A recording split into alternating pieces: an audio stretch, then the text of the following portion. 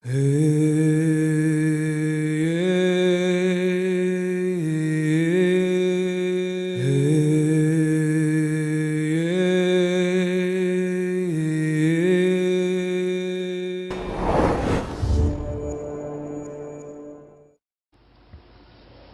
လုံးပဲမင်္ဂလာပါအခု happy တချီဆိုရဲကျွန်တော်ဟာတာဇန်လန်တွေကျွန်တော်ရိုက်နေတယ်ကျွန်တော်ထိုက်တာဇန်လန်ဆန်ညွန်းတော့ကျွန်တော်အထီးသားကတော့ဇန်လန်ဆန်ညွန်းမှာသူကတဝါရဲ့စုခက်နေတယ်သူတို့နှစ်ကတော့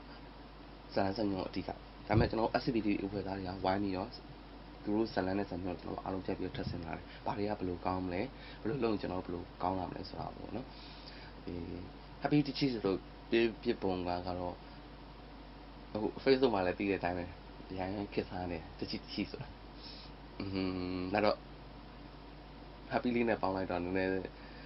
ဘယ်လိုပြောမလဲပို့ပြီးတော့ကာယမိတယ်ပေါ့အဲဒါကျွန်တော်က happy တချီဆိုပြီးကျွန်တော်အားလုံးစဉ်းစားပြီးပေးဖြစ်တယ်မင်းသမီးသားဆိုပေမဲ့ကျွန်တော်ဝမ်းသာချင်းနေပါပဲဥပမာကျွန်တော်လူငယ်တွေပေါင်းပြီးတော့လောက်လာ SPTV ကိုစထောင်တာတော့ကျွန်တော်ကြာပြီ2008လောက်ကတည်းကသူကတော့ဝါရဲ့ဟိုတေးသေးမွားလေးကနေကျွန်တော်စပြီးတော့လုပ်ဖြစ်တယ် SPTV ကိုတော့အဲကနေပြီးတော့ကျွန်တော်ဇလန်တွဲလေးရိုက်တာပေါ့နော်ဇလန်ထဲမှာအမှတ်တရအနေနဲ့ဆိုလို့ဆိုရင်ဘယ်လိုပေါ့ကိုရီးယားအခုမှစလောက်ကားတာအဖွဲ့ဆိုတော့